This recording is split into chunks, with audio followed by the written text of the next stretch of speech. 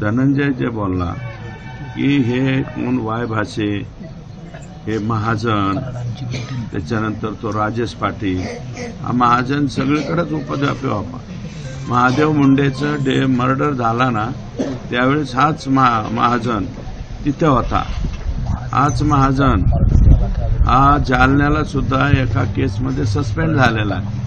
म्हणजे महाजन जो आहे तो गुन्हेगारी वृत्तीचा व्यक्ती आहे. गुन्हेगारी वृत्तीच्या लोकांची त्याची उठबस आहे. राजेश पाटील हा सुद्धा त्याच प्रकारचा पोलीस अधिकारी आहे. जर म्हणजे आमच्या संतोष अण्णांची डेड बॉडी तिकडनं दैठण्याकडून केजकडे आणायच्या ऐवजी केजकडून कळमकडे नेत असेल म्हणजे हा कोणत्या वृत्तीचा माणूस आहे.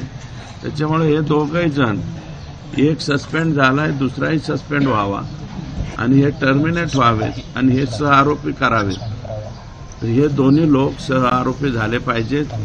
आता इतर सर्वांनाच सहआरोपी करावं असं आमचं पण मत राहणार नाही.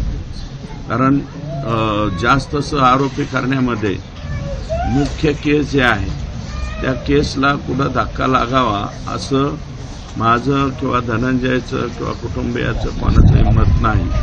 पण हे मात्र दोन त्याच्यामध्ये आले पाहिजेत. आणि वायभाषे डॉक्टर, त्याच्यानंतर आणखी काही महाराजा बिराजा असे काही लोकांचे जे नावं आहे यांचे रोल काय आहे हे या बाबतीमध्ये तपासले पाहिजे.